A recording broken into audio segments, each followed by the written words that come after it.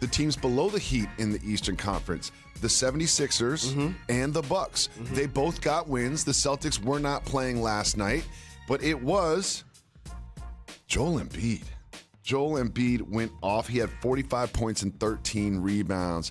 Now, you don't want to play the Nets, right, in that first round series, but you don't not want to play the Nets. You know what I mean? Like, the Nets they're not looming as this team that I would pick over any one of those four teams in the top spot in the 7-game series. Well, the reason why is because inconsistently defensive.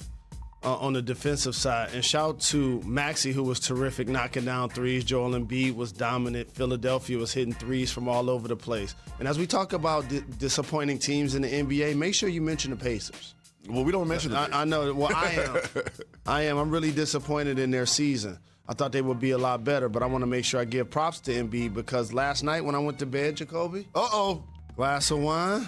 Embiid was the MVP. Okay, let's talk about the MVP. Yesterday on the program, it was the Joker, the stretch mark 5, Nikola Jokic. Last night, after NBA Countdown, I know you go back to the hotel. You just got to wind down a little bit and wind down a little bit. And you have Joel Embiid as your MVP favorite right now? I do, and let me tell you the beauty of what's happening at the end of the year. When the last time you heard the term load management? People in the NBA ain't even talking about that no more.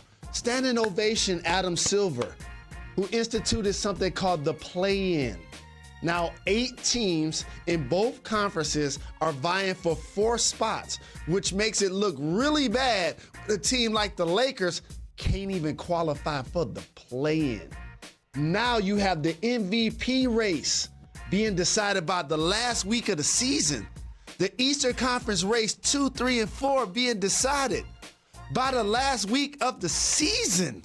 This is exactly what he wanted to get accomplished. This is poetry in motion for somebody that loves this game so very much. There's only going to be 3 or 4 teams that are in the play-in or the playoffs that will have their spot like locked up and be able to rest people, because even that last game, the Saturday and Sunday, there's still drama to figure out who's going to be the 3, who's going to be the 4 in the Western Conference, who's going to be the 2, 3, 4 in the Eastern Conference and the play-in. Toronto, Pascal Siakam been balling.